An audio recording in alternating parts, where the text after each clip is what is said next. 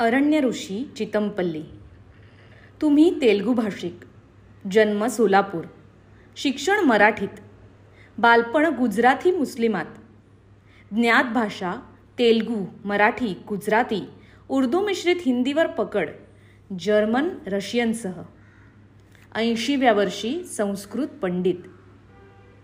तुम्ही आम्हाला जंगलाचं देणं दिलत, निसर्ग वाचायला दिलात, रानवाटांवर नेलत, नवे गाव बांध दाखवलेत, घरट्या पलीकडच्या विश्वाची जाणीव दिलीत, रातकिड्याला रातवा म्हटलं, घुबडाला चकवा चांदणं म्हणून सन्मानिलत, सुवर्ण गरुडाबरोबर चैत्र पालवी दाखवलीत, पाखरमाया करताना निळावंती भाषा शिकवली, केशराच्या पावसात न्हाऊ घातलं, जंगलातल्या दुनियेत निसर्ग वाचून दाखवलात, वनांचा उदय हे जीवनसूत्र दिलत, पक्षासोबत आम्ही हरवून गेलो, तुम्ही आम्हाला काय नाही दिलत. तुम्ही आम्हाला प्राणी पक्षी जंगलाचे गणगोत दिलेत, नात्यांची वीण दिलीत, प्रेम करायला शिकवलं. आम्ही त्यांना गोळ्यांनी नव्हे कॅमेऱ्यात टिपले, जंगलांना कुऱ्हाडीने नव्हे संवेदनांनी जपलं. आम्ही निसर्गरक्षक झालो तुमच्यामुळेच.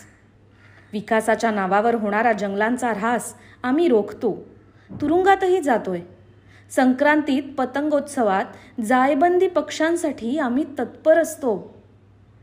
हे आहे एका अरण्य ऋषीचं समाजाला देणं, जो आमच्यासारखाच दिसतो, तो निवृत्त कधीच होत नाही असा तपस्वी.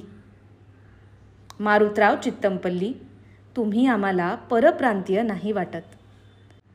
आयुष्याची 65 वर्ष तुम्ही वनात प्राणी पक्षी श्वापदांबरोबर राहिलात आणि वटवृक्षाच्या पारंब्यासारखे प्रत्येक माणसाच्या मनात रुजलात. निसर्गाची बाराखडी तयार केलीत. आपण त्यांचं देणं लागतो याची जाणीव करून दिलीत. ऋणानुबंध सांगितलेत. तुम्ही अमेरिकेत असतात तर तुम्हाला कधीच नोबेल पुरस्कार प्रदान केला असता. साहित्य संमेलनाध्यक्षपद, साहित्य अकादमी पुरस्कार, जीवन गौरव या पांढरपेशी पुरस्कारापेक्षा तुम्ही सारं आयुष्य ज्या वाटेने चाललात, तेही सरकारी नोकरीत तप म्हणून निरीक्षण लेखन केलंत, ते एखाद्या ऋषीच करू शकतो. असे तुम्ही अरण्य ऋषी. मारुतराव, आपण खरंच अरण्य ऋषी.